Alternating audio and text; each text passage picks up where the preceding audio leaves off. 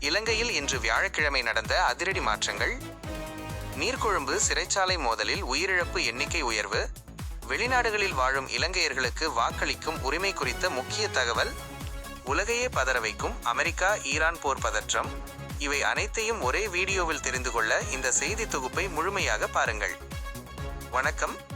இன்றைய முக்கிய செய்திகள். இலங்கை சுற்றுலாத்துறையில் மைல்கல். இலங்கையின் முதலாவது வெந்நீர் நீச்சல் தடாகம் பண்டாரவளையில் அமைக்கப்பட்டு வருகிறது. இது சுற்றுலா பயணிகளை ஈர்க்கும் புதிய முயற்சியாக கருதப்படுகிறது. சுற்றுச்சூழல் பாதுகாப்பு. பண்டாரவளையில் சுற்றுலா திட்டங்கள் வேகமடைந்துள்ள நிலையில் ஹேலிஸ் பிளான்டேஷன்ஸ் நிறுவனம் உலக சுற்றுச்சூழல் தினத்தை முன்னிட்டு பெருந்தோட்ட பகுதிகளில் பல்வேறு சுற்றுச்சூழல் பாதுகாப்பு நடவடிக்கைகளை முன்னெடுத்துள்ளது. நீர்கொழும்பு சிறைச்சாலை மோதல்.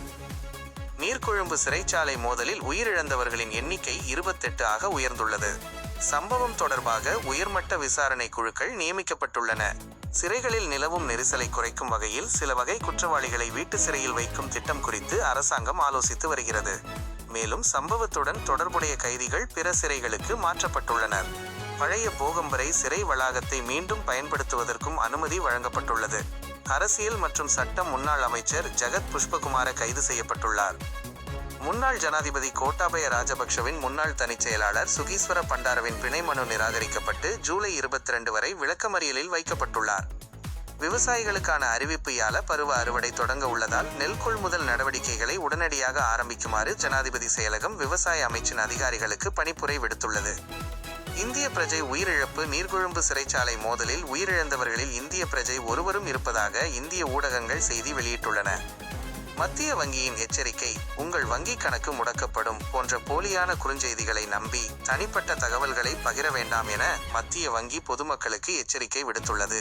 வெளிநாடுகளில் வாழும் இலங்கையர்களுக்கு வாக்களிக்கும் உரிமை. வெளிநாடுகளில் வசிக்கும் இலங்கை பிரஜைகளுக்கு டிஜிட்டல் முறை அல்லது தூதரகங்கள் ஊடாக வாக்களிக்கும் வாய்ப்பை வழங்குவது குறித்து அரசாங்கம் தீவிரமாக பரிசீலித்து வருகிறது. உலகச் செய்திகள். அமெரிக்கா ஈரான் பதற்றம். ஹோர்முஸ் நீரிணைப்பில் நடந்த தாக்குதல்களை தொடர்ந்து அமெரிக்கா ஈரானின் ஏவுகணை தளங்கள், விமான ஓடுதளங்கள் மற்றும் கடற்படை வசதிகள் உள்ளிட்ட சுமார் 90 இலக்குகள் மீது வான்வழி தாக்குதல்களை நடத்தியுள்ளது.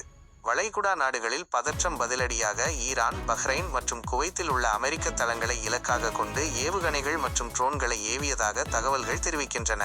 கத்தாரிலும் பாதுகாப்பு எச்சரிக்கைகள் விடுக்கப்பட்டுள்ளன. உலக பொருளாதார பாதிப்பு. போர் பதற்றம் காரணமாக கச்சா எண்ணெய் விலை உயர்ந்துள்ளது.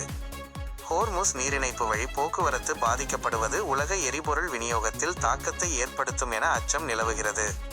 ஐநாவின் கவலை. ஐநா செயலாளர் நாயகம் அன்டோனியோ குதேரஸ் போர் மேலும் தீவிரமடையாமல் இரு தரப்பினரும் பொறுமையுடன் செயல்பட வேண்டும் என்று வலியுறுத்தியுள்ளார். சுடானில் மனிதாபிமான நெருக்கடி. சுடானில் நடைபெற்று வரும் உள்நாட்டுப் போரில் இனப்படுகொலை, பாலியல் வன்முறை மற்றும் பட்டினி நிலைமை உருவாக்கப்பட்டுள்ளதாக ஐநா விசாரணை குழு தெரிவித்துள்ளது.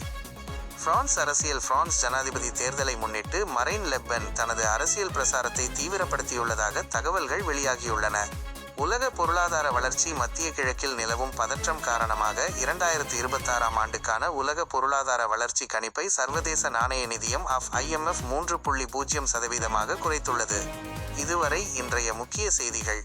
மேலும் உடனடி செய்திகளுக்கு எங்களுடன் தொடர்ந்து இணைந்திருங்கள். நன்றி. வணக்கம் நண்பர்களே, எங்களின் மிஸ்டர் மஜித் யூடியூப் சேனலை இப்போதே சப்ஸ்கிரைப் செய்யுங்கள். புதிய செய்தி உடனுக்குடன் பெறுங்கள். அருகில் இருக்கும் பெல் பட்டனை அழுத்துங்கள். உங்கள் ஆதரவை தொடர்ந்து வழங்குங்கள். நன்றி.